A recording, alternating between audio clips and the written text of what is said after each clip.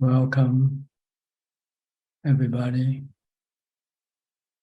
to another Dhamma meeting where we will discuss the Buddhist practices of charity, morality, and meditation. Everyone who is interested is welcome to join.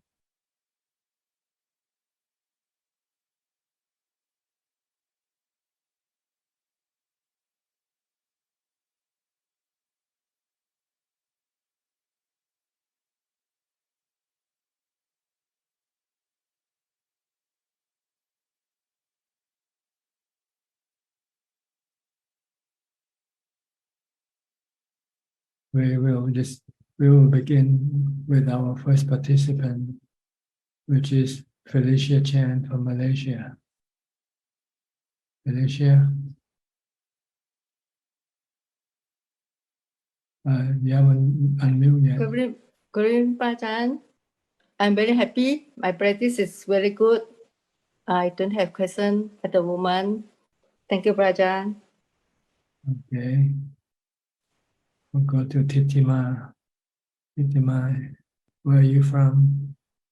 นมัสการค่ะอาจารย์ I'm from ดอนเมือง Bangkok Thailand ค่ะ Okay. You have any question? Today have nothing ค่ะ but I practice my meditation every day ค่ะ Good. Mindfulness all the time. Okay. Thank you Practice mindfulness, sati all the time. Okay.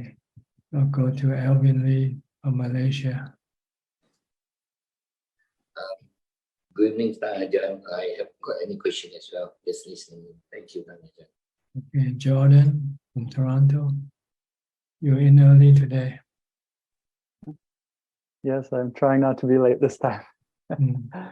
Nice to see you, Ajahn. I have one question. I'm wondering if I can work with a Subha practice to get through the sexual desire that comes up. Normally, I'm just working towards samadhi, and I'm wondering if I can use something like a Subha just to get through strong desire that comes up, so it's not taking over my mind. Yes, it depends on how long you can keep up with your contemplation or your perception of a Subha. So you might have to practice, because if you do it when you have sexual desire, you might find it difficult to bring it up. So when your mind is normal right now, and you haven't yet have any sexual desire, it's a good time to do your homework. Okay. Look at Asubha pictures or think of Asubha pictures, images, so it stays in your mind. So that when you have any sexual desire, if you can reflect on these Asubha images, it can suppress or reduce your sexual desire. Okay, thank you very much. So it's not a practice. You have to do the homework. If you don't, when you have sexual desire, you won't be able to call up these Asubha images to counter your sexual desire. So could that mean looking at photos of maybe the body and stages of decomposition? Okay. The anatomy of the body. Okay. But you have to first you look at the images, the pictures, but eventually you want to bring it inside your mind, so that if you have some problem, if you have any sexual desire, you can't go look for a book to look at. Sometimes it might be too late. But if you have it if you have it in your mind, you can recall right away. Mm.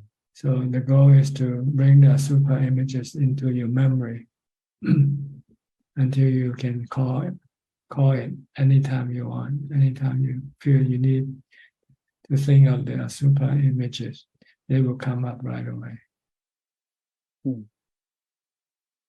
Thank you. I was looking at some Asubha images when I was still in Thailand, and I felt like because I was meditating a lot, they really stuck with me for about a month, very strongly. And it was, every time a kind of sexual desire would come up, those images would come to my mind, and they would, the desire would just Disappear. sort of disappear. Yeah. So I guess it's worn off now, and I need to do my homework. Refresh your memory.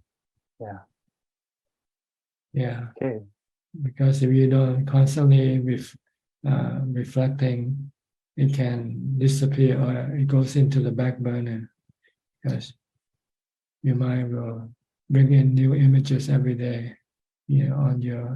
Every day you do things, you have new images coming into your mind, and the images of Asubha might be pushed back, so it might be hard for you to recall. So you have to keep it, bring it back into the front burner, so to say. Okay. I'll do that. Thank you. So at least you should do it every day, maybe 3 or 4 times a day. Morning, for breakfast and for lunch and dinner. I will do that. Thank you. Before going to bed. Yeah. So I think I need that.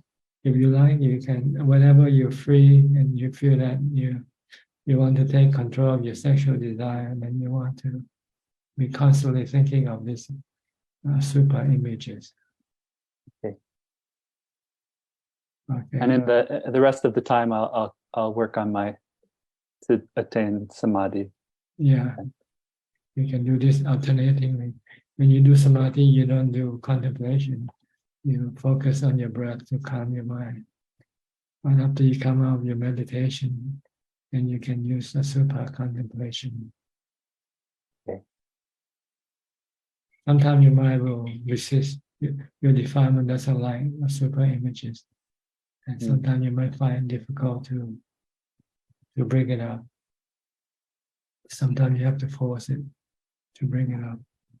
Force it to think of this unpleasant images of the body. Okay. Thank you. Yes, I think that will be more. The desire is so unpleasant, so I think it would be less unpleasant to contemplate the Asubha, because really it's actually brings me to a peaceful place. It will be easier if you do it after you come out of meditation, because your mind more or less have calmed down and have reduced the amount of defilements in your mind. So you won't have much hindrance in trying to reflect on these images. Okay. So, but any time of the day is good if you want to master these images into your mind. You should try to think of it as much as possible.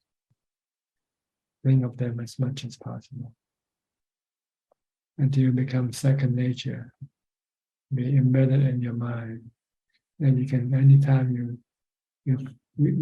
recall, they will come up right away.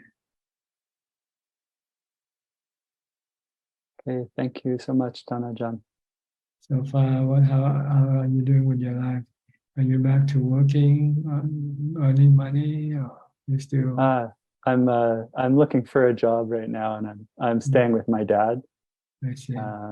And things are going well. Yeah, trying to keep up the eight precepts as much as possible, and I find that really makes it possible to keep up my meditation practice. You should help him with the housework, Yeah. Like when you live in a temple, you help with the temple work. So when you live in the house, consider his farm like the monastery that you used to live, and try to help the work around the house. Okay, I will. Thank you. Okay. All right, I'll go to Singapore now, to Kok Seng. Kok Seng. Yeah. Good evening, Prajan. Yeah. Tonight, please allow me to ask the paragraph 2 of the Dhammacakkappavattana Sutra. Please allow me to read the translation. And what is the middle way realized by the Tathagata that producing vision, producing knowledge leads to calm, to direct knowledge, to self-awakening, to unbinding? Precisely this noble eightfold path, right view, right resolve, right speech, right action, right livelihood, right effort, right mindfulness, right concentration. This is the middle way realized by the Tathagata, that producing vision, producing knowledge, leads to calm, to direct knowledge, to self-awakening, to unbinding.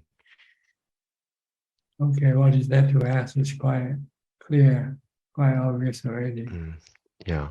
So, Prajan, I still do not quite understand what is meant by producing vision, producing knowledge. The middle way realized by the Tathagata. The vision of the Four Noble Truths, the vision of the three characteristics of existence, the vision of Asupa, how this the vision that you need to become enlightened, to get rid of your dukkha. Vision. Okay. And then producing knowledge. Same thing, just knowledge. Because my understanding of vision is something like something that we aim for, something that we aspire to, something like a goal. So I'm not so sure whether does it applies to this context here. Yeah, the knowledge of the Four Noble Truths, the knowledge of the three characteristics of existence. These are knowledges. Their vision, their knowledge, they're not the same thing.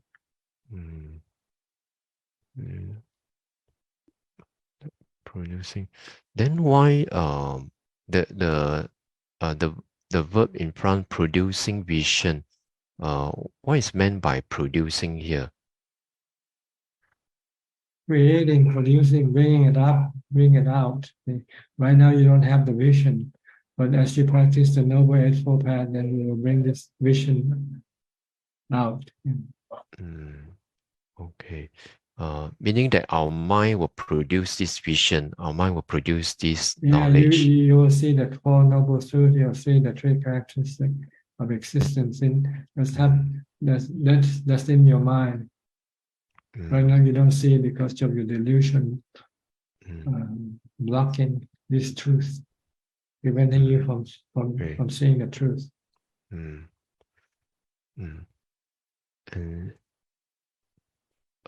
then the second part, this is the middle way realized by the Tathagata, that producing vision, producing not leads to calm, to direct knowledge. So direct knowledge here refers to the direct knowledge. What would that means? Just practice, okay? I don't want to go into all this, because you'll forget it tomorrow after I said it. Go practice. Okay, go practice the Noble Eightfold Path, and you'll get all these things. Okay. Yeah. Yeah, I think that's all, Prajan. Thank you. Okay. We'll go to Professor Kenneth from Bio, Switzerland. Good afternoon, Ajahn. I just wanted to mention, maybe for Jordan, that a few weeks ago we discussed the Asupa practice quite a lot, and there was a reference to Lungta Mahabua's Asupa book, which can be downloaded from the website, so that might be useful. Okay, someone has the link to it. You can send it to him in the chat. I think. Yeah. So I think it was 3 or 4 weeks ago was a lot of discussion on that. Yeah. I think Class Philip was day. the one who, yeah. Yeah, Philip sent the link. I think it's lungta.eu. Yeah, longta.eu books. Then you That's can the one. download the PDF. Yeah. But the book's in Thai, but the images are universal. Yeah. So Yeah. these are very useful images. Good. Because it's hard to Okay. find. Yeah. Amazing how wide-reaching the internet is, but it's hard to find the super images from the internet. Yeah, a lot of things are censored, so you don't see Yeah. you don't see the reality. Or nobody posts them either. Nobody likes posts to them. post these images. Otherwise, you get banned from whatever Facebook. Yeah. Yeah. Okay.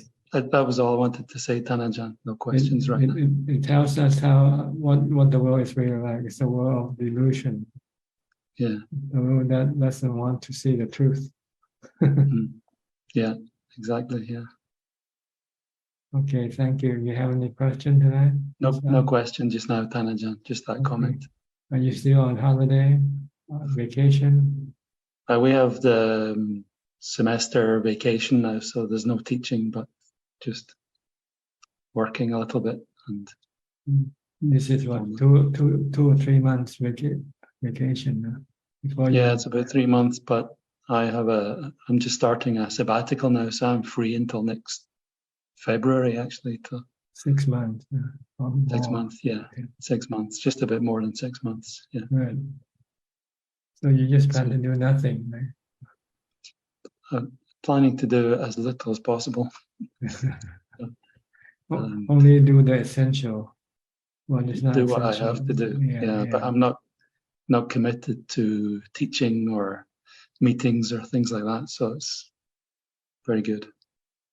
Good. Try to stop your mind from working. Keep it still, and you'll find peace and happiness.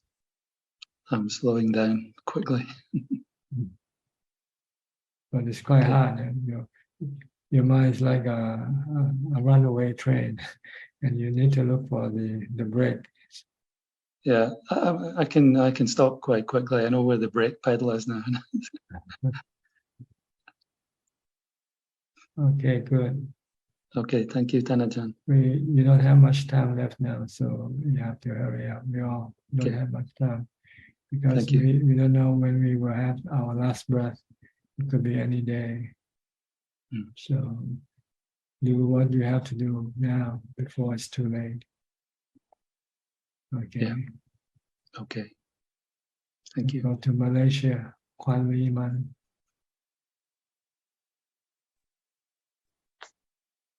Tanajan, see Tanajan next Monday after the Dhamma talk.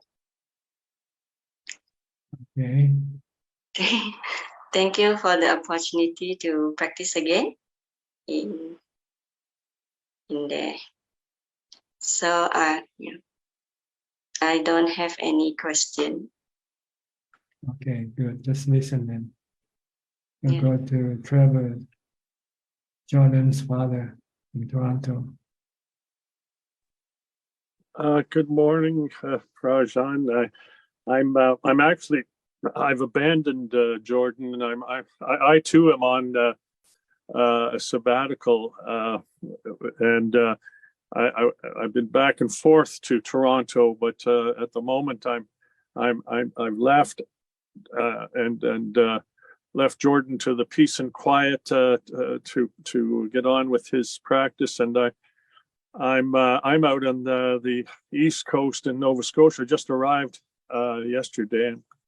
It's a long drive, and now I'm trying to get a boat in the water to do some sailing, and which I find very peaceful, getting away from the hubbub of the mainland, and just going to a quiet cove and sleeping at anchor with the boat rocking gently, and the sounds of the birds and the loons and just getting away from everything. I'm really looking forward to that.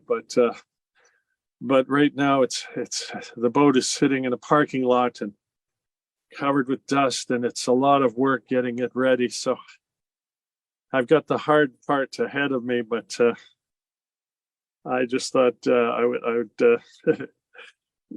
listen in today, and I don't have any burning questions, but thank you for being there today and for guiding us. Yeah, you're welcome. But you can get the same thing with meditation. Yeah, you don't need a board. You don't need anything. You just need to sit down and focus your mind on your breath. That's all. And your mind can go inside and then leave the world behind temporarily. It's much easier than what you're trying to do. You have to drive so many miles to get to the coast, and you have to get the boat ready, and you have to wait for the right time when the weather is good. You're absolutely right. And I've had this plan in my mind for so long, and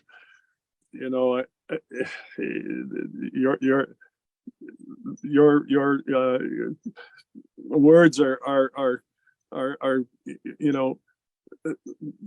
penetrating slowly into my mind, and I'm trying to see that is the more sensible path. Really, this is all a delusion, and I'm in the grips of it. But you should try meditate, maybe just 5 minutes. Yes. Try to just do it 5 minutes as a starter, and then you might be able to increase your meditation time, or else you'll never get started. Let's do 5 minutes of watching your breath or reciting the mantra Bhutto, Bhutto, Bhutto. Try to do that. I must bring it into make it a daily practice. Yeah, especially maybe early in the morning after you get up, and maybe before you go to bed. And somewhere in between, also during the daytime, whenever you can, just give yourself 5 minutes or 10 minutes of meditation. Yes. It can get you started. Yes. Jordan has been making a strong effort to have me do that, and we do that whenever he comes home. But then when I'm away and he's away, I slip back into my old habits. Yes, you need a coach. You need someone to coach he's you. a good coach. Anyway, just a recommendation. Thank you, Okay. Ajahn. I hope you learn from what we discuss here. I hope to report back with my progress next week. Okay, good. Is that all? That's all. Thank you. All right. We'll go to Malaysia, to Philip.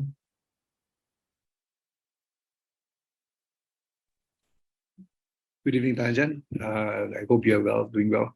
I don't have any questions tonight. Glad to be listening in. Okay. We'll go to Germany then. Claudia. Good afternoon from Germany, Tanachan. No questions today. I'm glad to be here to listen to your teachings. Okay. Have you moved yet to Switzerland? Not yet. We will get the key to our apartment in Basel in September, and then we will start step by step. And the big move will be in October. October, when you move everything. Excuse me, please? In October, you'll move everything. Yes. Yeah. Right now, you just do your partial moving. Go back and forth. Yeah, we will go back and forth in September. So what I did now is that I reduced my working hours and I work only half time. I had 60 hours. I don't know the word in English, but I had 60 hours too much. So I worked more than I had to do. And now I reduced my work at school to work only in the morning, not in the afternoon anymore.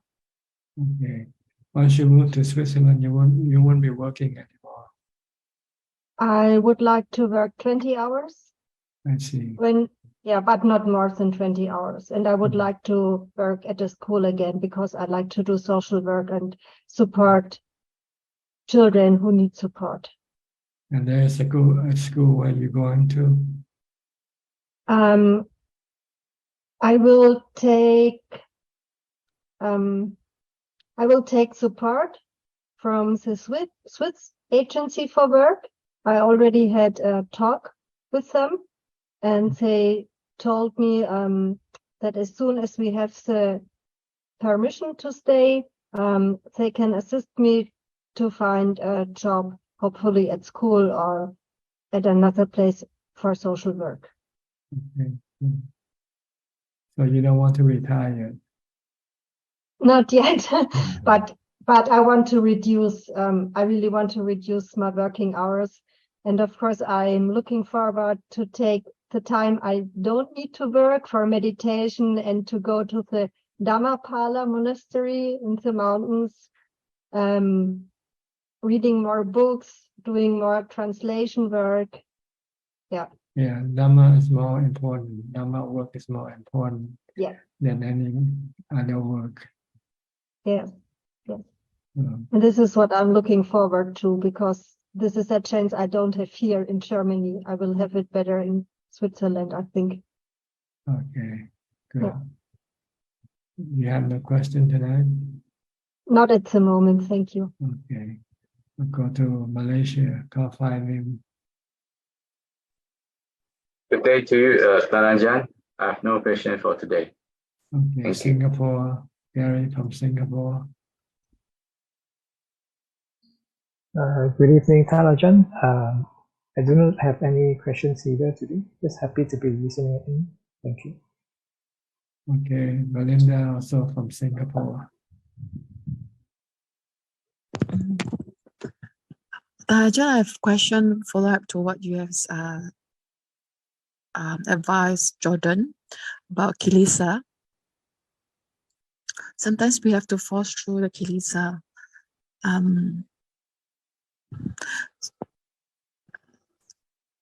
Do we try it and then we let ourselves experience when we need to back off? It just has to be experience, or are there signs where we know we should back off? But it's something that we have to find out by ourselves. Is that Ajahn? Well, when you practice, you'll find that it's your defilement that is keep obstructing your practice, your Dhamma practice. Because your defilement or kilesa likes to go the other way, opposite of the Dhamma way. So you just have to keep pushing your defilement. Don't let it push the defilement back. Don't let the defilement push you back. By mindfulness. Mindfulness is a very good tool, because if you can stop thinking, then your defilement cannot do anything. Your defilement needs you to think first before it can then direct the thoughts to the things that the defilement like to do.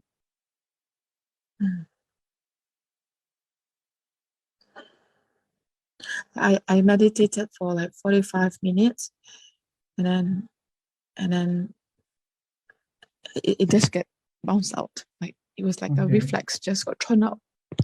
If I'm gonna describe like I got thrown out from the boxing ring. Yeah. So and you can switch to walking meditation. Try to do as much walking, sitting meditation as possible. This is the only way to move forward, really. If you don't do it, you'll still be here in the same way you are, where you were before. Mm. You just have to keep pushing your defilement with the practice of walking and sitting meditation, and being mindful all day long, from the time you get up to the time you go to sleep.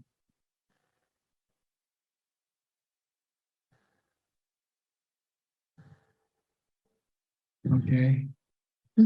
If I'm aware of the kilesa, if it's so strong, and I just try to be aware and just know that it's there. Not good enough. It's not good enough. Being aware means the fire already started. Yes, burning. It's better not to get any fire started. It's not to be aware, not to have the defilement appearing. That's better. And defilement cannot appear if you have mindfulness. If you have Bhutto, if you keep watching what you're doing, focus on what you do, then it's hard for your defilement to come out. But if you don't use Bhutto or focus, then your defilement will come out, and you cannot do anything once the fire got started. It's very hard to stop it.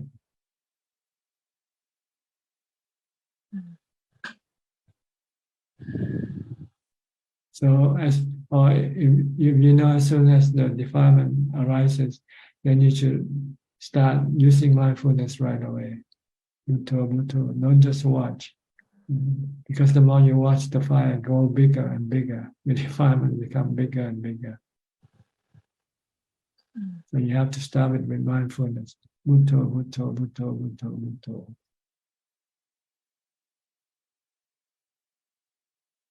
Okay. I'll try again, Ajahn. Yeah. Okay, we'll go to Sao Paulo, Brazil. Ubeka, Alfredo. Hi, Bante. Sadhu. The sound is a little low. Now, my sound? Yes. Good sound, clear? Clear, but loud. Well, it's good. You can turn down the volume. Maybe you turn it too loud. Here is the max sound. Maximum. Maximum. Okay, you can reduce the volume down a bit.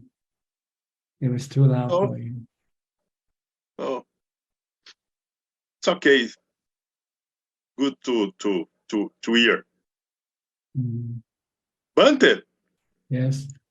About Paticca Samuppada, Upeka is outside of Paticca Samuppada, né, Bante? Or no? Ubeka is not in this process, but it is. It is just tracing the path of the defilement. So this is not about Ubeka. It's just telling how the defilement works, of using your thought sankhara, going to vijnana, going to the ayatana, the eyes, to the images, and then to feelings, and then to desire or craving, and then to being, and to birth, aging, sickness, and death. So this is the path of the defilement.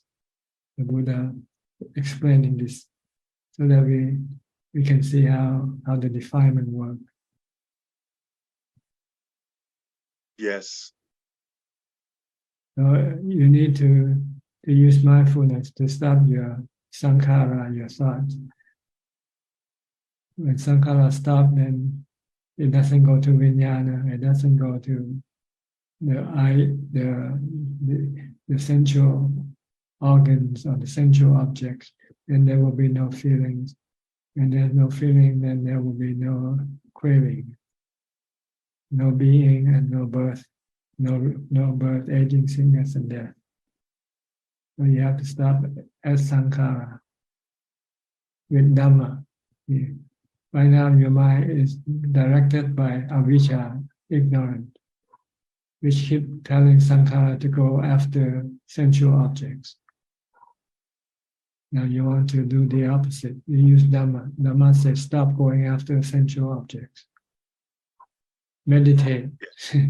Meditate. Stay inside. Don't go out. Don't go to this sensual objects, sensual organs. Then there will be no feeling and cravings, and no birth, no rebirth, no aging, sickness, and death. Yes. Understand? The knowing. Yeah. The knowing appear. Yeah, you have to meditate to stop sankhara. Yes. Stop sankhara, stop vinyana, stop the vinyana from connecting to the body, the eye, ear, nose, tongue, and body. When it's not connected, then it doesn't receive any sensual objects. And when there's no sensual objects, then there are no feelings. When there are no feelings, then there are no cravings, no being, no attachment, no being, and no birth. No bhava. Mm. Yes. Okay. So what we have to do is establish knowledge, Dhamma, mindfulness and knowledge, wisdom. We need to see Four Noble Truths. We need to see the three characteristics of existence. Yes. Then we can start the paticca samuppada bhava. Stop this chain reaction. Yes. Okay. Very, very clear. Pratika samuppada is a chain big, reaction. Yeah. yes. Ignited by avijja, ignorant. Yes.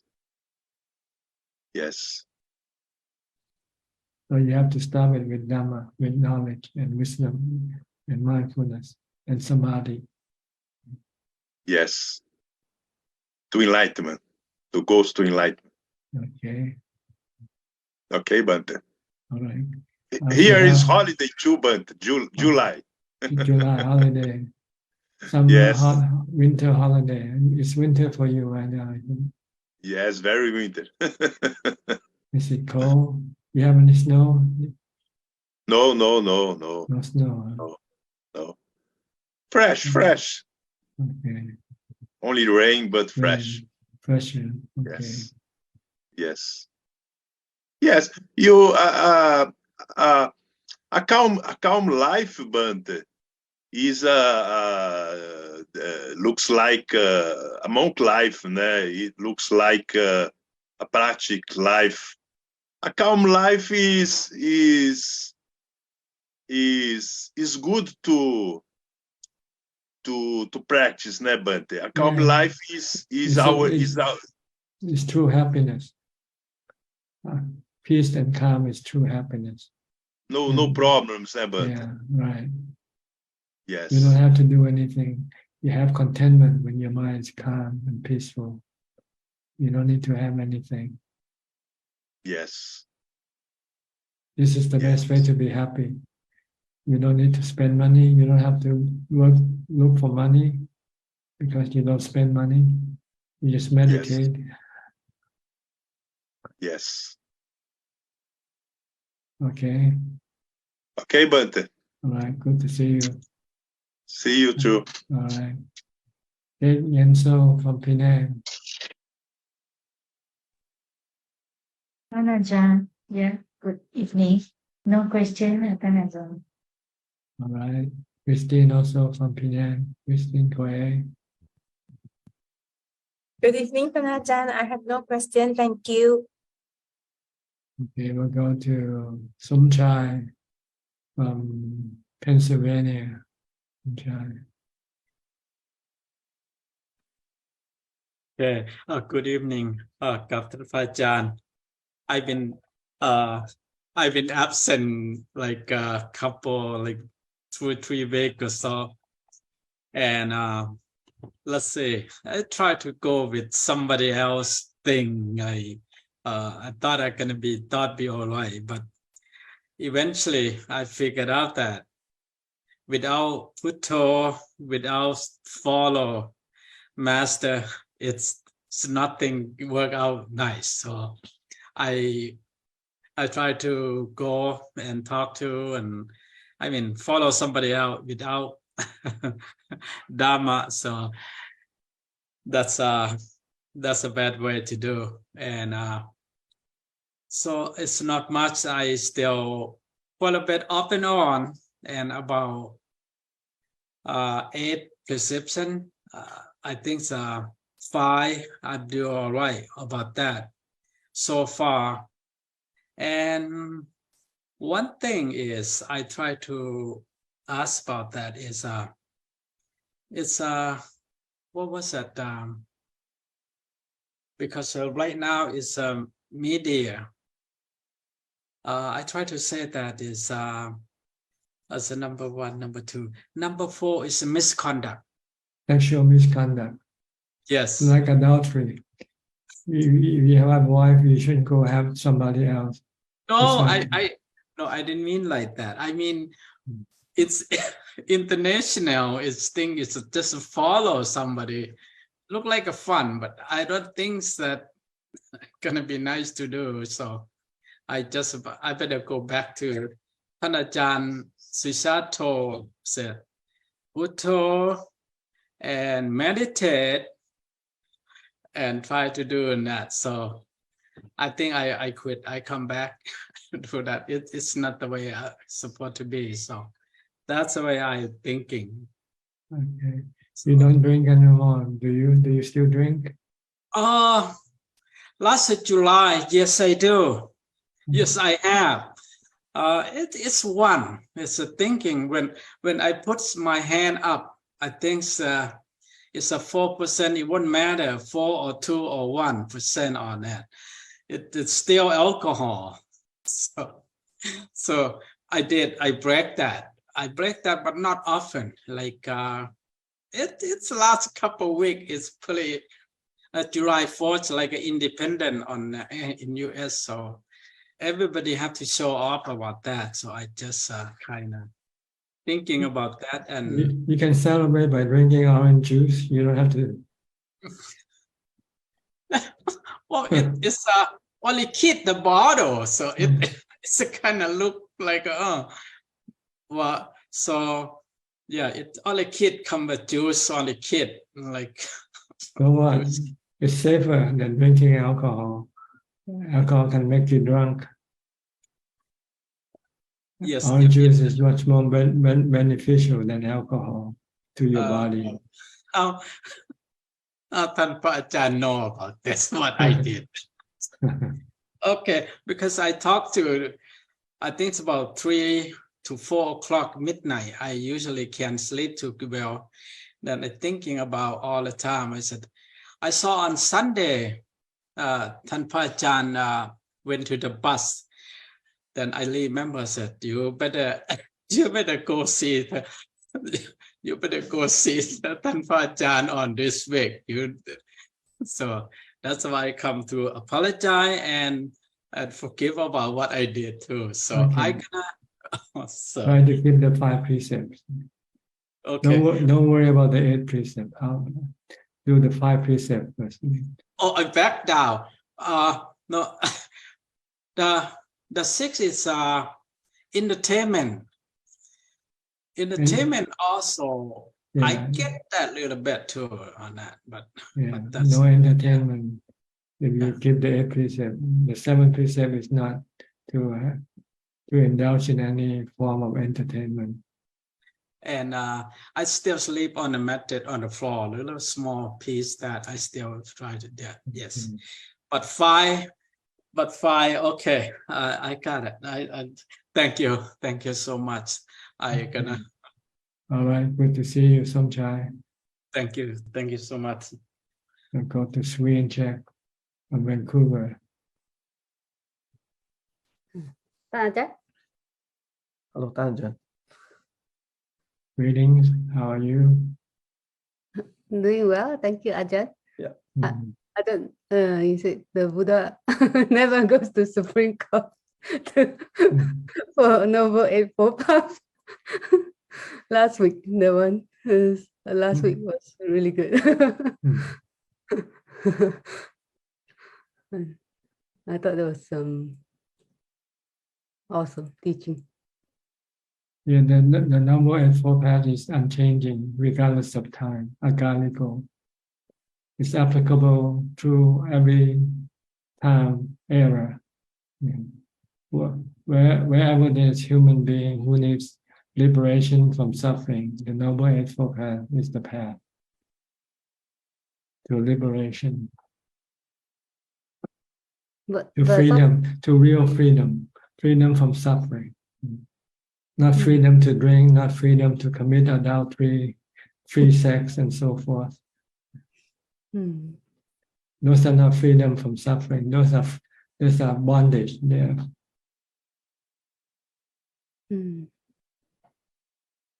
But people's delusion think that to be free to do anything they want to will make them happy. And in fact, it makes them suffer more.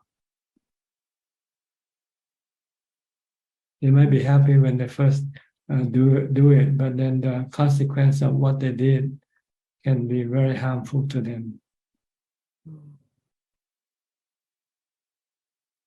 Like drinking, drugs, people think it's fun to drink, to take drugs, to have free sex.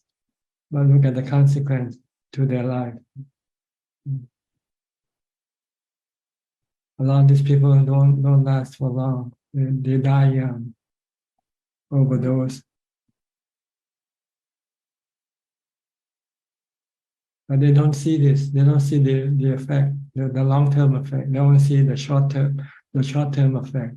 Having fun, getting rid of your problem or your stress by drinking, by taking drugs.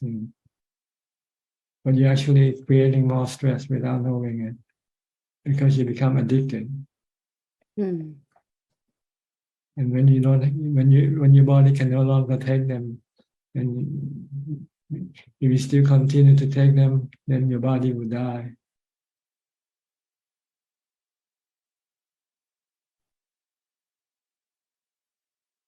But this is not freedom. This is putting yourself into the fire. Throw yourself into the fire. Not getting out of the fire. The way to get out of the fire is the Noble Eightfold Path. If you can keep the Eightfold Path, there would be no fire in your heart, in your mind. Your mind will be calm, peaceful, and happy, blissful. If you don't have the Eightfold Path, your heart or your mind will be burning all the time, constantly burning. Burning with the fire of hatred, the fire of greed, the fire of delusion. That's the fire sermon that Buddha gave, the fire discourse. What you see, what you hear, what you touch, what you taste, what you smell, they are all like fire. They can burn your mind. Because when you come into contact with them, it's your defilement that causes the mind to become hot, to become heated, to be on fire.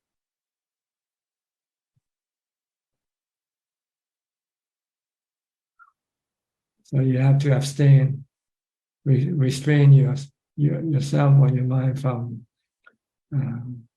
going after these sensual objects. And seek instead the peace and calm of meditation.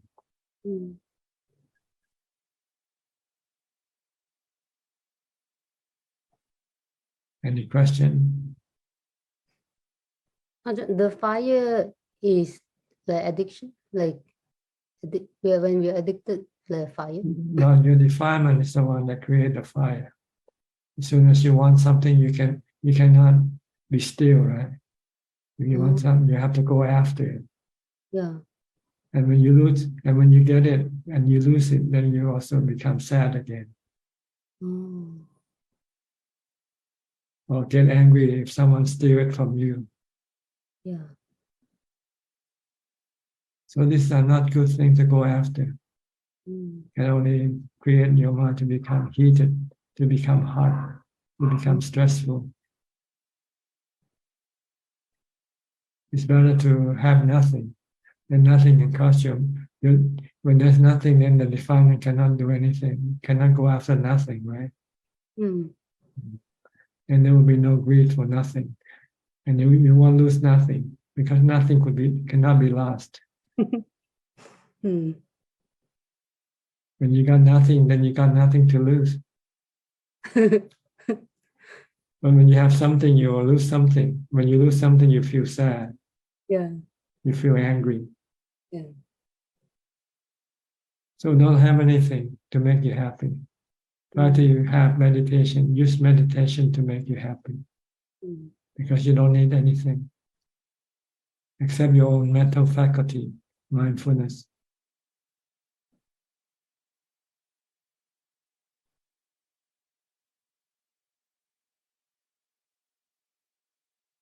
All right. Anything? No question tonight? Ajahn, I'd like to know about the awareness of our body movement. When we meditate is when we sit down, we meditate, right?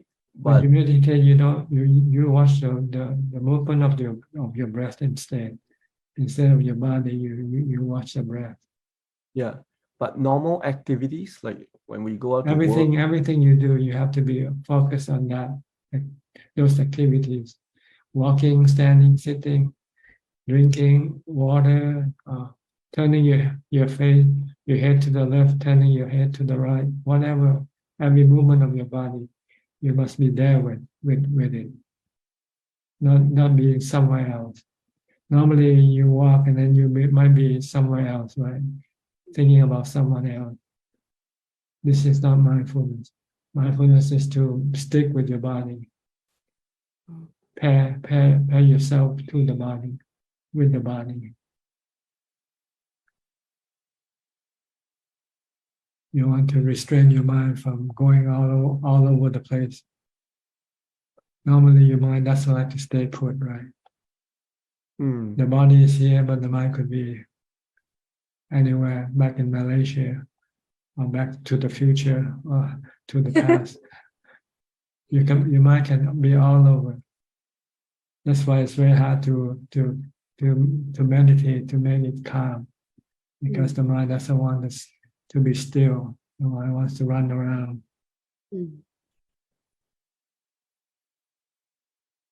So you need mindfulness to stop it from running all over the place.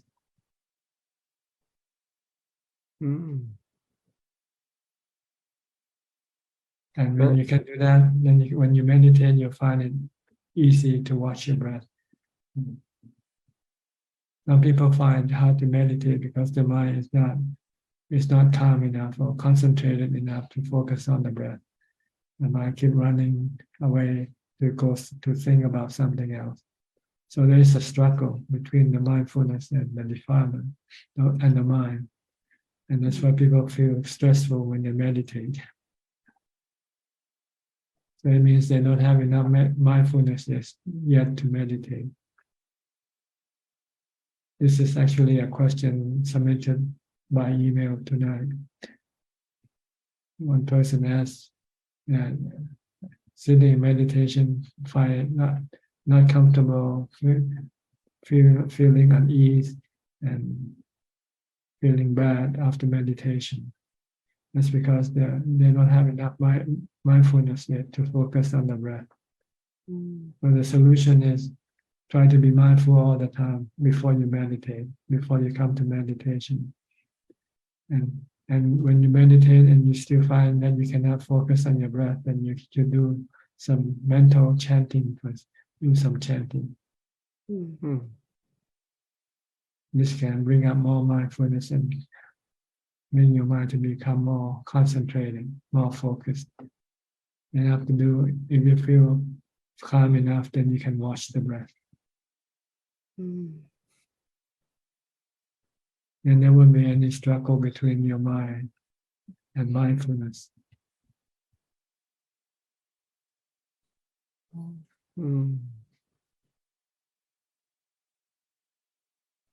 Okay.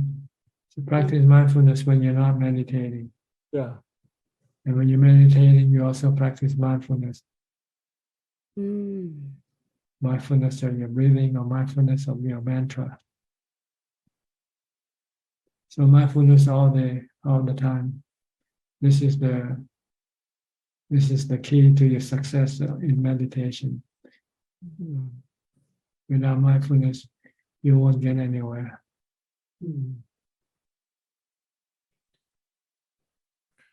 So, Tanajan, when we talk to people, we also be mindful, talk to people, and then. Yeah, you have to be with what you do. When you're talking, you stay with your talking. You don't think about something else when you talk. That's why people fail in communication. They talk and but their mind somewhere else, and they keep arguing.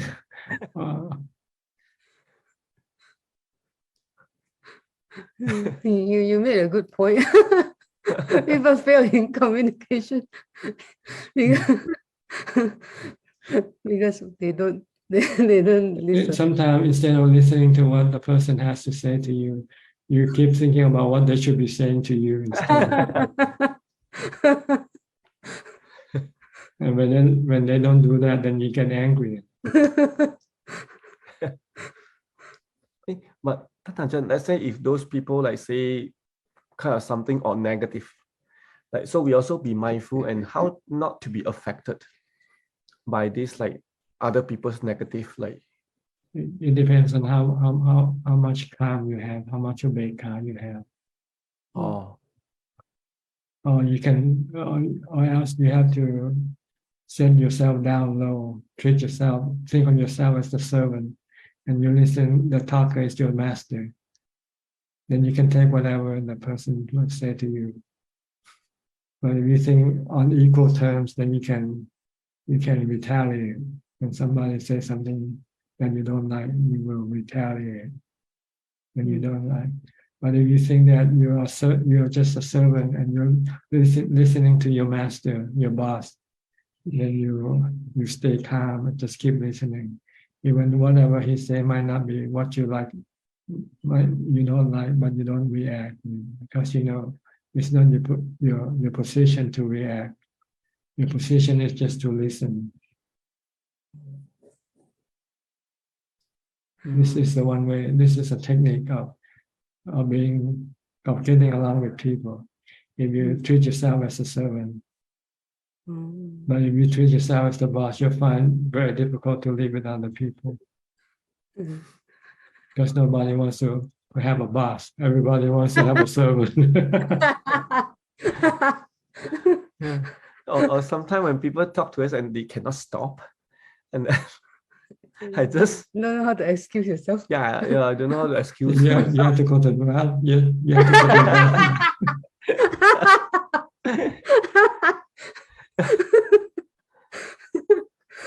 I just blank out and then so my mindfulness, I don't know where to go. This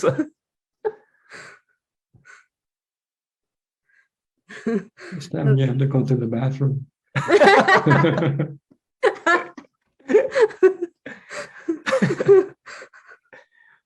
Such a practical advice.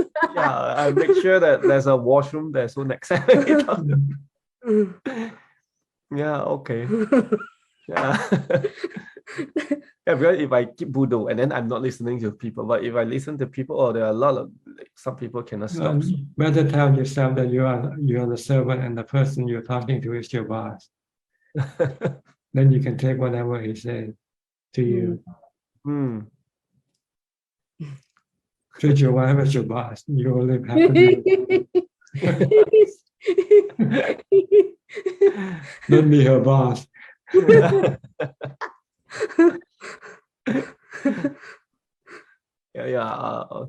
Train the mindfulness of listening.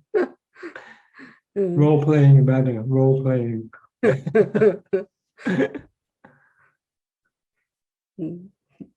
Okay. Yeah. Thank you, Ajahn. Thank you. Go to Wales now. To Diana. Greetings, Tanajan.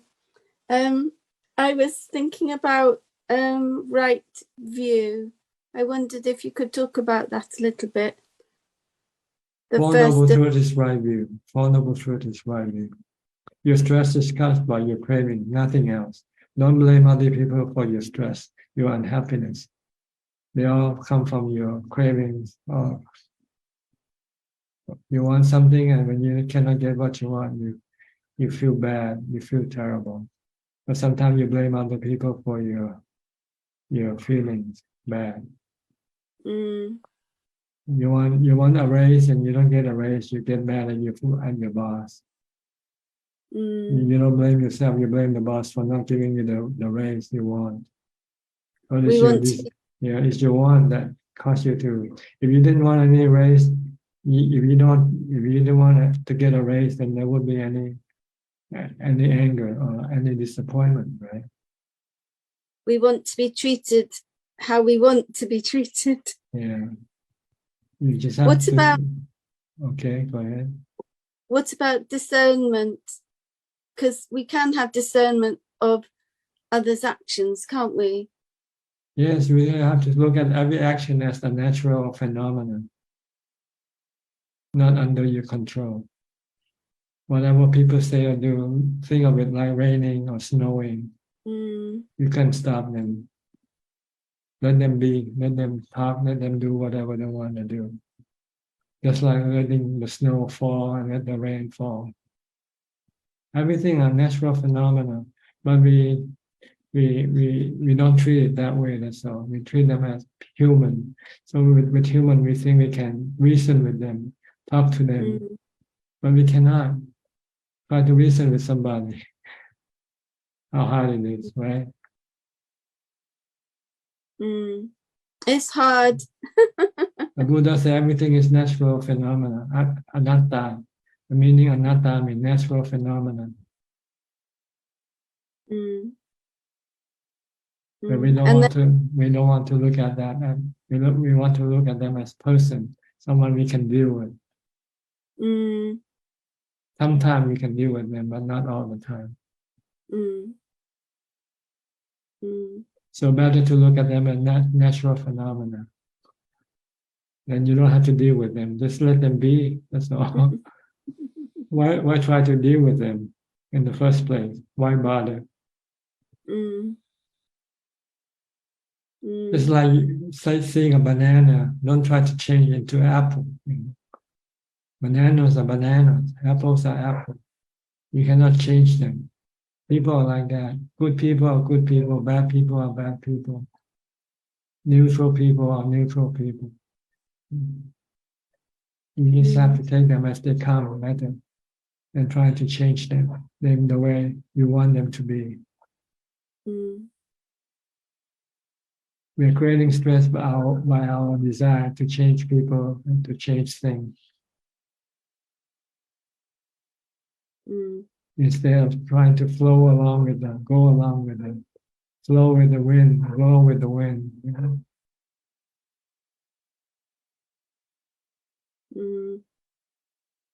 Like the song, blowing in the wind. The answer, my friend, is blowing in the wind. Who sang that? I can't remember. Many folks in it. I'll look it up. Yes. Thank you. Okay. Try to look at everything as natural phenomena. Even yourself, your own body, your mind, they are natural phenomena. You cannot always control them, right? Can you control your body? Can you control your mind? You cannot. So just let it be, then you won't have any stress. That's true. Because we judge ourselves as well, don't we? Everything we try to manage and, expect things from ourselves and everybody else. And when they don't go according to our expectation, we judge them as being bad.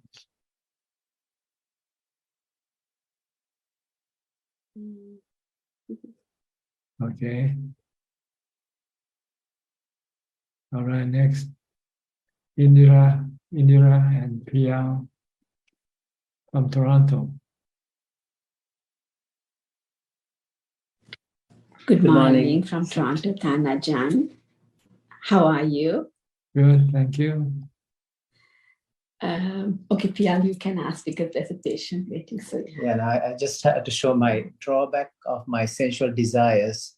This is, I cut the rose, but I cut the finger by mistake. No mindfulness. Not mistake. No mindfulness. Zero mindfulness. Your mind was somewhere else when you do that. Yeah. I thought this was a rose, unfortunately, but maybe it's bad karma, the middle finger, I think.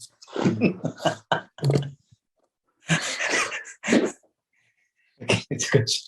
Ajahn, I always say Pial, he's very mindful when he's meditating, but when he's out of his meditation room, no mindfulness. Unmindful person.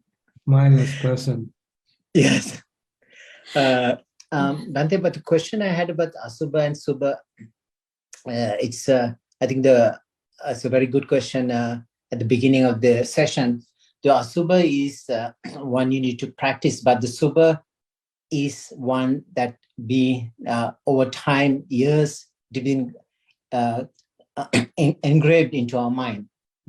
Right? So it's we are fighting the two evil forces, but the good force is the Asubha, in other words, but we don't see as a good force to counteract the Subha, right? So they're always fighting in the mind. Yes, the good force is still very weak, still an infant, while the bad force is an adult.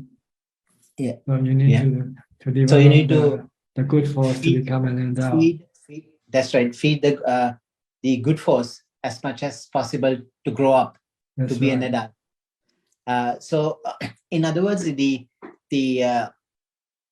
sensual desire is defined as it's not the sensual objects out there. It is the sankalpa raga purusasakama. It is the desire or the concepts you have in your mind, and we exaggerate on those like a prapanya and a mental proliferation. And the more you proliferate, this becomes the inclination of our mind, as according to Sutta. So why we go after this, although we know it's Asubha, but we still go to the Subha Sanya. Our mind is inclined to the Subha Sanya because of our previous memories. Even it's not there Subha, but we exaggerate more Subha. Like it's like imagination is mostly more than what is out there.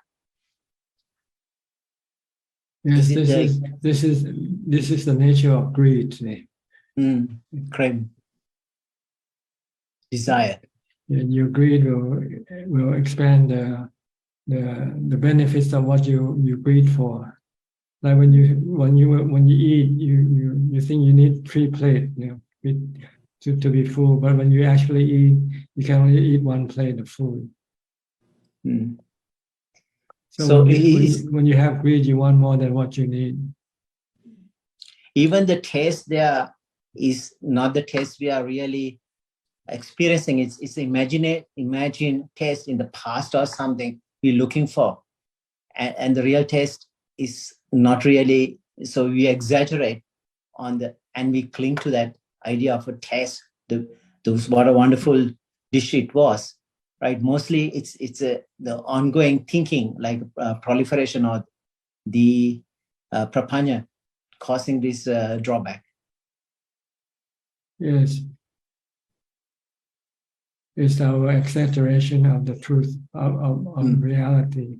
When we want something, we try to exaggerate the benefits of the things that we want to have.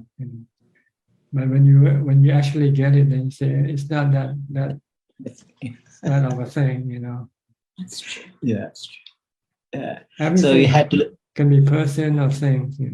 When you want something and you think, oh, they're so wonderful, you have to have it. But once you get it, you say, they're just nothing really. So antidote for this is the insight anitya dukkha anattama, right? It doesn't belong. You have no control. See the true nature that however good they are, they're gonna have to change, and they will deteriorate and turn bad,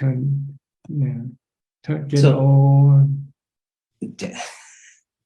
So it's our clinging that causes our suffering, not the object itself. to clinging to the object. So it is in essence, we are creating our own suffering at the end of the day. Yeah. And the root cause is that we're not happy. We don't have happiness within ourselves. We don't have contentment. So when we don't have contentment, then we have to seek things to keep us happy. So that's why you have to meditate to make yourself happy. Once you're happy, then you can cut down your clinging, your cravings to things. So the expectations we have, even about kids, like we expect something what we want, as you said previously, and the suffering is a result of our expectations are not met. That's our own doing inside our own mind. That's right. Always. It's not hard to see. All the stress or unhappiness we have is not created by other people. It's created by our own cravings. That's true. But it is easier to practice if you go into solitude. And the thing is, Ajahn, sometimes like my mother turned 92 years, so like her memory is going, and she's like so very difficult at times. So I mean, the thing is, somebody has to do everything also. So I mean, the time for meditation, like before all this, like there was so much more time for meditation, and then it takes your time away from meditation, so you become unhappy a little bit, so more stress. So how do you manage during a time like this, Ajahn? Well, you have to look at the reality. How much time do you have to meditate, and just use that time that you're available to you. Don't expect more than what you can get. Yes. Your problem is you want more time for your meditation, but you cannot. It's still cravings, and it's the same problem. Yes. The cause of your problem is you want more time to meditate when you don't have that time. So you have to see how much time you have, and just be thankful for that time that you can have, and don't expect any more than that. Okay. Thank you so much, Ajahn. Okay. Thank you so much for always giving us this time. Thank you. Right. Okay, we'll go to Indonesia now. To Relay. Good evening, Ajahn. Today I don't have any questions. Thank you. Okay, go to Bangkok. B. Ravin. Hi, good evening, Prajan. Yeah, I was listening to your conversation just now, and I was just doing some self-reflection, and I realized one thing, on the 5 precepts. It's actually our defilements are really clever at finding excuses for us to break it, And I was reflecting on my own personal experience with the 5th precept when I was, in college, and, they said, to avoid drinking, but actually nobody actually forced me to drink. It's just my defilements would always say, it's okay, social drinking, And looking back in retrospect now, I realized that if I had stronger mindfulness, I would have actually resisted. Not saying that I've completely stopped drinking, but I believe I'm at a point where I believe one day I will stop. But what the takeaway is, defilements are very clever to, hide themselves. Yes, but you also lack wisdom to see the effects of drinking on yourself, on your mind, and on your body. It's always, you have adverse effect on your mouth, on your body and your mind when you drink. Alcohol is like poison, but you don't call it poison, that's all. But it's hurting your body and hurting your mind, because it makes you become having no mindfulness. So you have to use wisdom. Think of the consequence of drinking, what you get from drinking. When you get drunk, you cannot control yourself. If you drive, you can get a ticket, or you get into an accident. But there's no, what your defilement doesn't want to accept this truth thing. Because your mind need drinking to to what you call get rid of your stress. You feel stressful, and you feel that by drinking will help eliminate your stress. But it does briefly, and after a few hours, it come back again. Your stress come back again. So you have to keep drinking more and more if you're not careful, until you become addicted. Even when you're not stressful, you feel stressful because you're not drinking. Yes. So you have to think of the consequences of drinking. What you will get from it. The good side and the bad side, which is more harmful. Which one is more the benefit of the harm that come to you? And your body can get sick, because of drinking. Too much drinking can cause you kidney problem, liver problem, whatever. Yes, indeed. And I believe it's important to not drink at all, because when we drink, even though it's a little bit, the defilements will find an excuse to say, it's okay, try a bit more. And then it can spiral out of control. Yeah, by that time, you throw all away, you restrain, say, what the hell?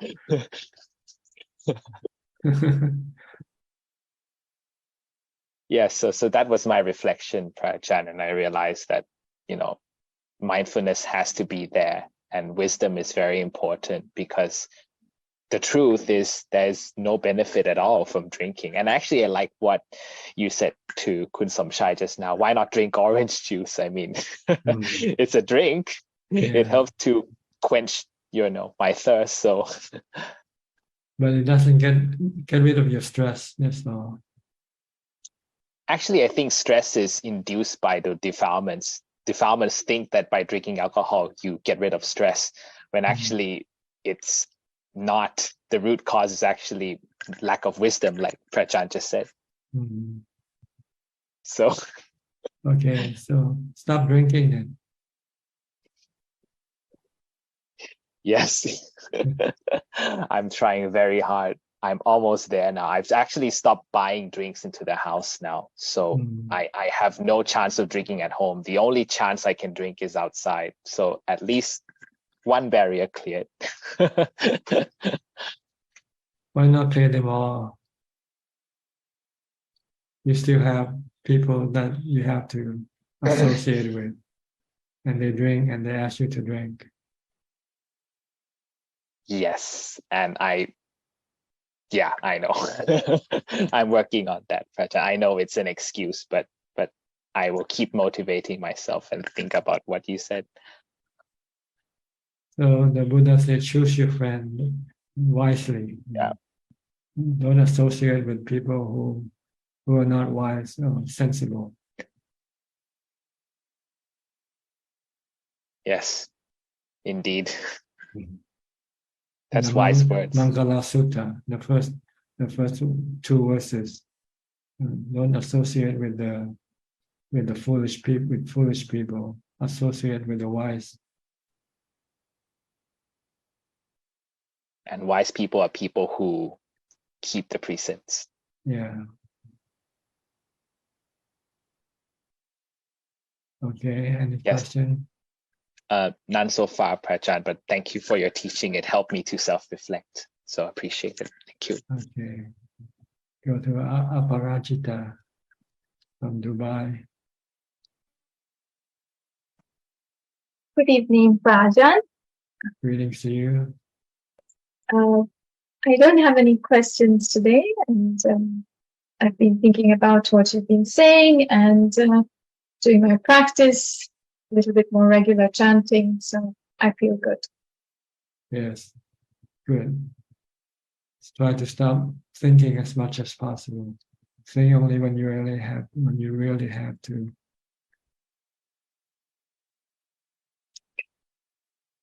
Okay, no question today. No question. Okay, go to USA, Idaho, Tipawan. Ajahn, your teaching is so powerful. So I feel like I live lighter and see myself that it's not good. I have like between the 5th precept, I had that for a long time, and I tried to get to the 8th precept, but I only have like 3 to 6 or 7 months a year. And after I listening to your Dhamma talk, even here and the other side of your Dhamma talk, so I see myself that there's so many things that I miss, and I don't see myself as clean, even in my minds, and I get tired of it. Tired in the way of you see things as a facts of life, it's a noble truth. And have you try harder? But like the other person said, it is about you. Being with many people surrounded is good, but make yourself as a servant. And yeah, I have learned a lot. Your teaching is powerful, and I will try harder. But I found out that the time is limited, and many things I have, it should be a good example in a good, and it's hard to express myself, and all I want to say thank you to you very, very much indeed, and also the rest of us here. I realize that it's not 10 minutes a day. Every breath that I have, it's so valuable. Thank you. Okay, you're welcome. Instead of saying thank you, just keep doing the practice. The Buddha said, pay our gratefulness by practice, following his teaching. Okay, we'll go to Gansita. Gansita, where are you from?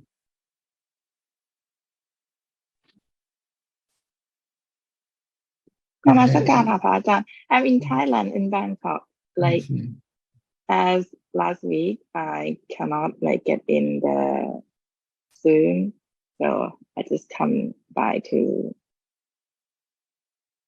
say hello, pay respect. Yeah, I have no question today. Okay, yeah, just keep listening then. Okay, we'll go to Evie, Indonesia. You look different tonight. Evie? No, not Evie. I'm not sure. Yes, this is me actually because I tie up my hair. You shave your head, huh? You know. How come? What happened? No, I just sit in my wardrobe and the wardrobe is black and I tie my hair just like no hair. I see. Trying to deceive me, huh? Yeah. I thought I want to ask regard when B. Revin asking about drinking. I see my brother also had that experience that one time he found it very difficult to refuse friend invitation to drinking. So he followed them drinking even though he said this is not, he know this is not right. But now he is not drinking again because he know this is addiction. And the addiction is very hard to overcome. So he helped to erase this addiction with meditation. How can it will be, Ajahn? Yes, meditation is a very powerful tool to overcome all forms of addiction. Because if you can meditate and you can have happiness from meditation, then you can stop everything else. You can give up everything else. Yeah, now he is refused all friend invitation. He said, I can cure myself, my addiction with meditation. So it seems like a little magical, yeah. But I see that, yeah, this is right. Meditation can erase our bad addiction. But yes, if you can meditate, then you can give up everything. But in explanation, I don't know this. I don't know this is permanently. He reviews the drinking for permanent or for temporary lah. How to erase, overcome this forever from within, Ajahn? Well, you just have to stop and never go back. That's all. Never restart drinking. Because I feel when doesn't meditate again, he will still doing it secretly, like many people experience. And until now, he still meditate lah. But what if someday he didn't meditate again? I don't guarantee that he will come back to that addiction again. Okay. So to kill this addiction from within forever with no meditation, how to do, Ajahn? With wisdom, use wisdom. Say you're hurting yourself by drinking. You're hurting your body. You're hurting your mind. You're not doing any benefit for your body or your mind. Yeah. But and you'll die younger. You'll die younger. Yeah. This case, I see the meditation is very powerful to overcome this addiction. Yeah, it's really. Yeah. Are you back in Medan now? Or are you still? Yeah, I just in come April? back yesterday. Okay. I just come back. Enjoy yesterday. your trip. Yeah, I enjoy. And it's all gone now. Enjoy. All the enjoyment of your trip is all gone now. It's all gone and come back to basic, back to our routine. Not like meditation. Meditation will stay with you. Yeah, much meditation. But today I haven't yet meditated. Do it now. Do it now. Okay. I must do it for half hour. Okay lah. Okay. I'll go to somebody else. Okay. Yeah. Okay, Ajahn. Thank you. Go to Dean in London. You also shave your head, Dean.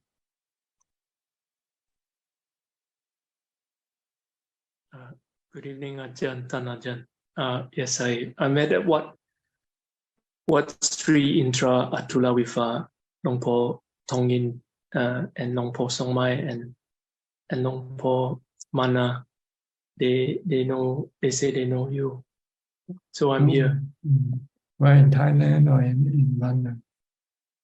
In Crawley, it's south of London. Longpo Tongin has started the Dhamma youth branch here, and he's here for 4 weeks.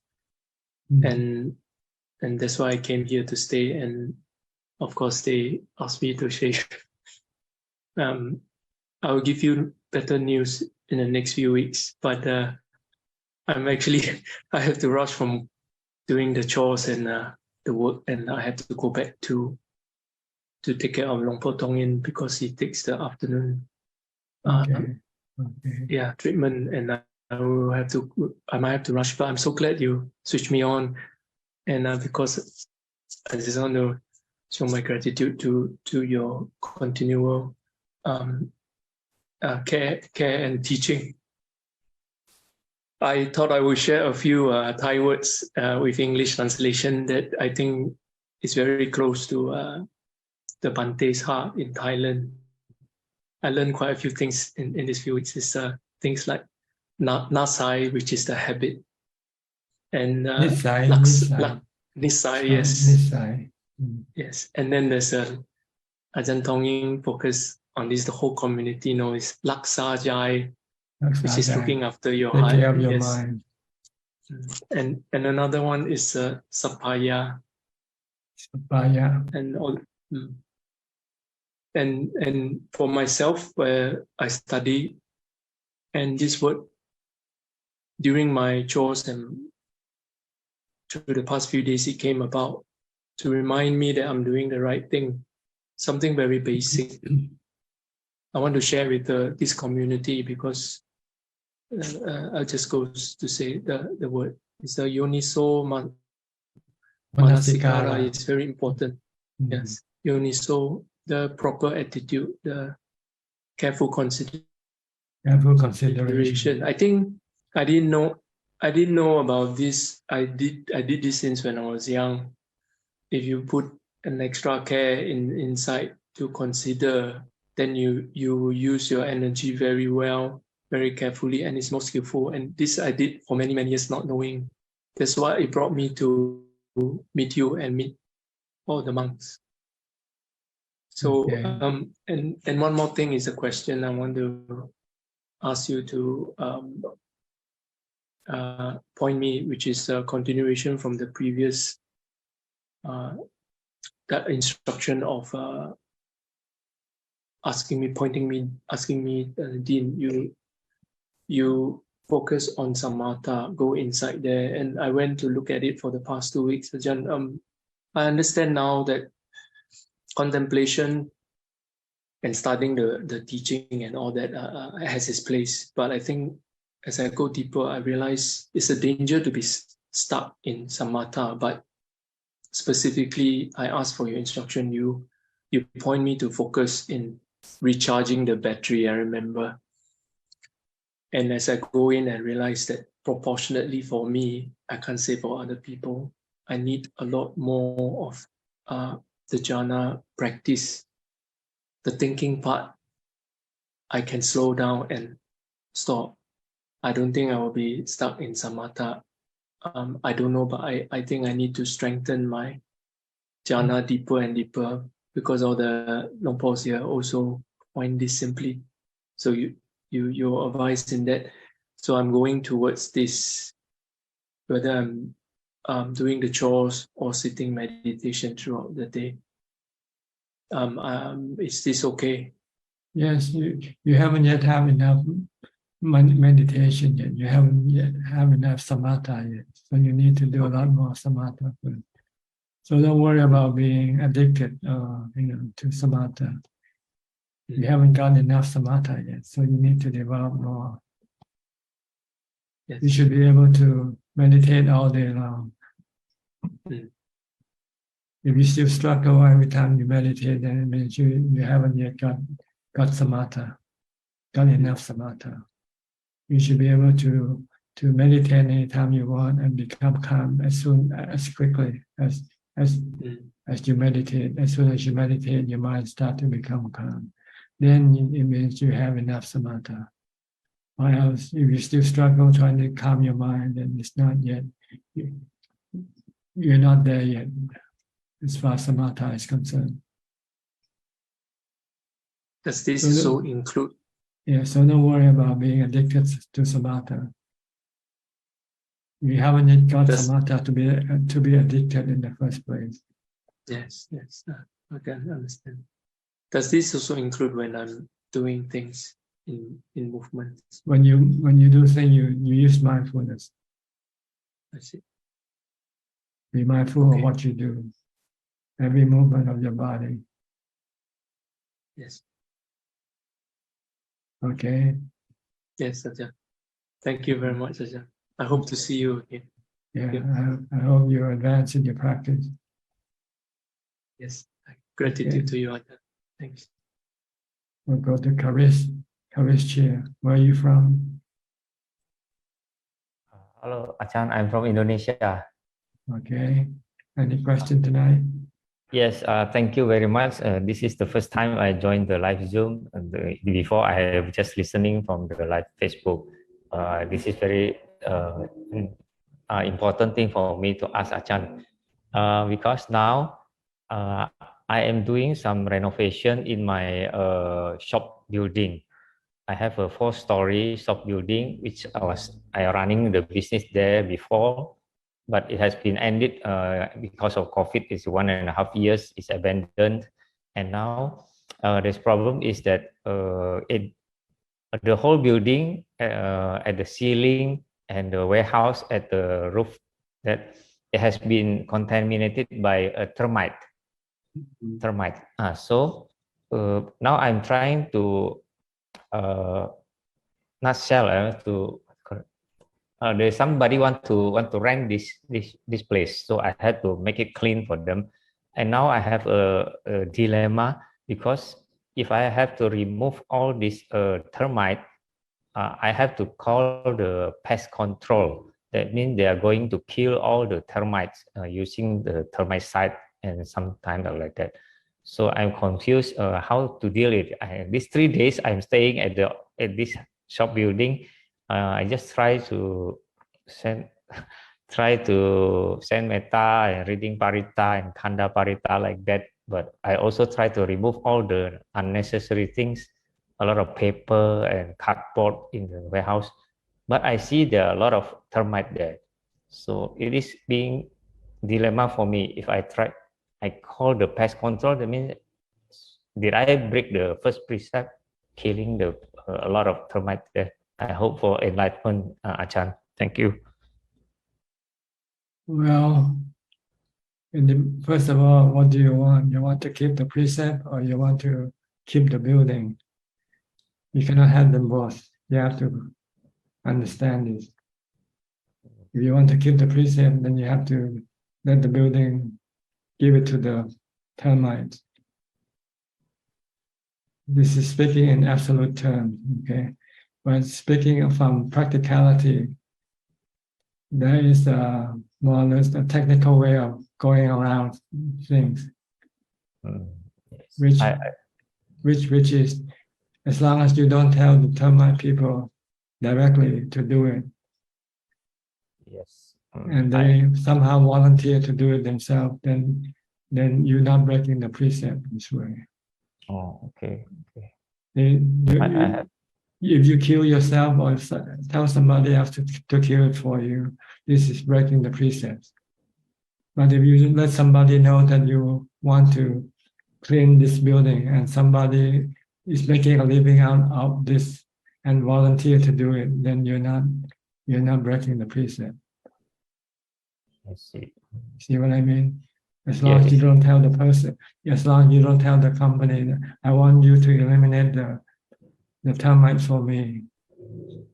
But if you just talk to them and tell them of your problem, say, I got termite, I don't know what to do.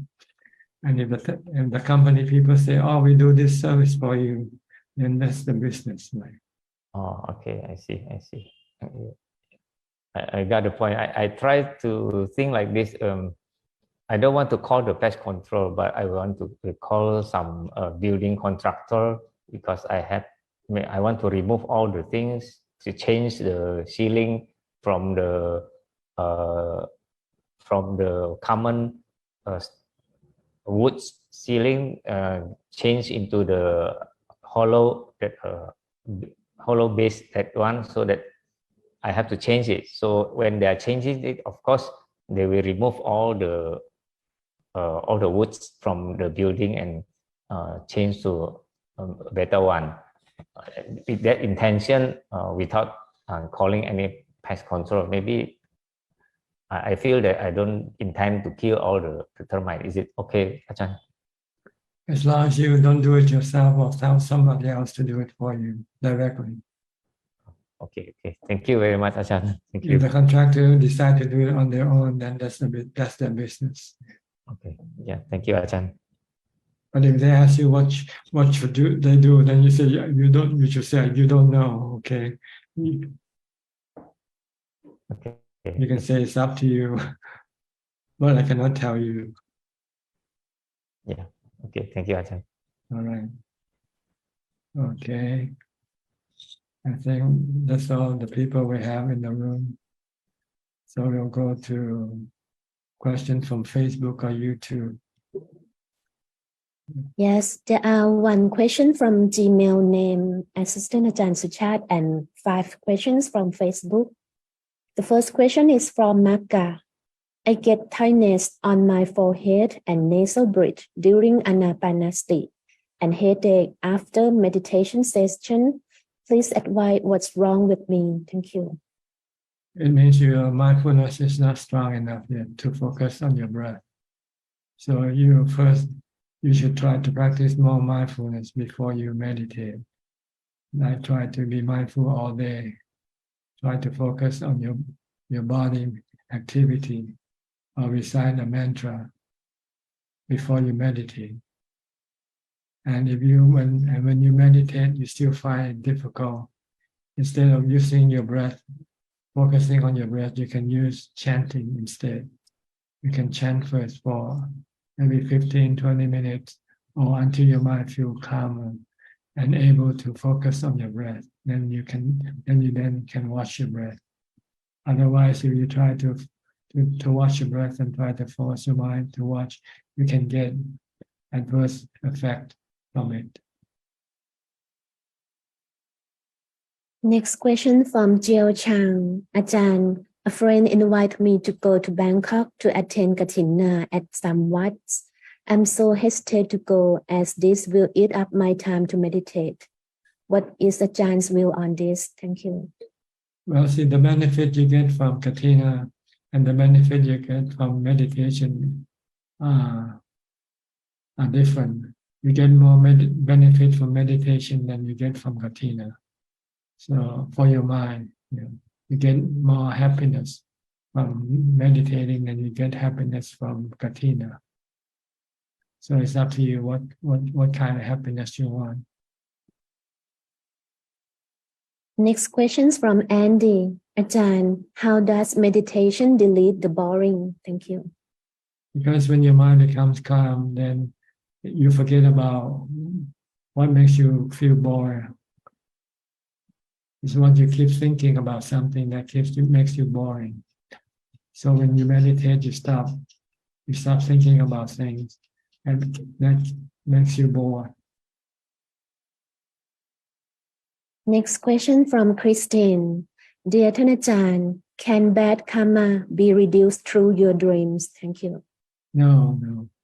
Your bad karma has to be reduced by you paying the consequence. When the consequence of your karma takes effect, then your bad karma will reduce. Last two questions from Terry. Good evening, Ajahn. Is it mandatory or strictly necessary for a practitioner to ease both their palms on their feet while sitting in silence? This sitting posture is giving me a shoulder blade nerve pinch pain. Is it okay to try out and watch other sitting posture? For your guidance, thank you, Ajahn. Well, sitting cross-legged, like the posture of the Buddha image, is the most ideal position for meditation. But if you find it difficult to sit in that position, then you can try any other way, any other posture. There's no, but effectively, the best way is to sit the way the Buddha said. The Buddha images sit cross-legged. And next questions from Terry. Dear Ajahn, in the Satipatthana Sutta, when it is said, example, here a bhikkhu lives contemplating the body in the body, ardent, clearly comprehending and mindful, having overcome in this world. What does it mean by contemplating the body in the body? For your kind guidance, Ajahn. Thank you, Ajahn. It means contemplating the nature of the body, such as the body is impermanent. It will get old, get sick, and die. Or that the body is a super, not beautiful, by contemplating on the 32 parts of the body, or when the body becomes a corpse. This is what it meant by contemplating the body in the body. That's all, Ajahn. That's all. Okay. We have a few more minutes left. Anybody would like to ask any question, you're welcome to raise your hand and unmute the microphone. Okay. Vanessa, you just came in. Didn't see you before. Sorry. Hi, Ajahn. My name is Vanessa. I'm from Indonesia. This is the first time I meet you, Ajahn. Okay. Good to see you. Yeah. Can I So, help you? yeah, today I have a question. So, on daily life, sometimes we get criticism from others, right, or feedback, lah. And then how sometimes those feedbacks are required for us to grow, but sometimes I find it a bit difficult to know how to react appropriately to that feedback. And sometimes we become overthink, and sometimes can fall into like a cyclical overthinking and hence depression. So I want to get like Ajahn view on this, like how can we prevent ourselves from getting into that state of not feeling worthy or lack of confidence because of the words from others. The best way is not to react to anybody's criticism. Just listen. You are what you are. They cannot change you by what they say. If you find that yourself is not good enough, then you should do improvement yourself. But people cannot change you, cannot say you're bad when you are good. Or when you're good and they say you're bad. Or when you're bad and they say you're good, they cannot change you from bad to good. Okay? Just don't react, just listen and then let it be, let it go. Understand? Okay? Same way with praises. Some people can praise you and don't get overly happy. Just listen and say, okay, that's what they want to say. Don't react to praise or criticism. Just listen and let it be, let it come and go. That's the best way. And probably we should distance ourselves from those people that are always making us down when we meet them. That's right. The purpose of life is to be happy, right? So you want to be close to people who makes you happy, if you can. But you cannot find anybody close to make you happy, then it's better to be alone and be happy alone. Mm-hmm. That's the best way is to be happy alone. Because people can change. People who makes you happy can also make you sad. They change. And another question, Ajahn. When doing meditation, right? Sometimes I feel that there's something moving around the heart. Do I ignore? Concentrate just concentrate on your meditation and disregard everything else. Okay. Don't pay attention to them. They're just created by your mind. Oh, okay. That's all my question, Ajahn. Thank you, Ajahn. You're from Indonesia. Which part of Indonesia? I'm actually born in Medan, but I'm living in Semarang currently. I see. Okay. Have you been to Thailand before? Not yet, Ajahn. Okay. Good to see you. Hope Ajahn can come to Indonesia one day and meet Ajahn. Wow, I'm already there with you right now. Thank you, Ajahn. Okay. Anybody else would like to ask any question? Okay, B, Ravin. Just a quick one, Ajahn. Clarification on the 8th precept. Does it mean we cannot sleep on any mattress, or we cannot sleep on a mattress that is higher than a certain amount? Well, ideally not to sleep on any mattress, just sleep on a mat, hard floor, to prevent you from being too comfortable when you sleep. Because it will make, if you're comfortable, then you tend to sleep more than you should. But if you find that it's necessary to have something to prevent the cool that coming from the floor can affect your health, then you might have maybe a layer of blanket or something to do that with, but not for comfort, for health reason. Okay. Right. Thank you, Ajahn.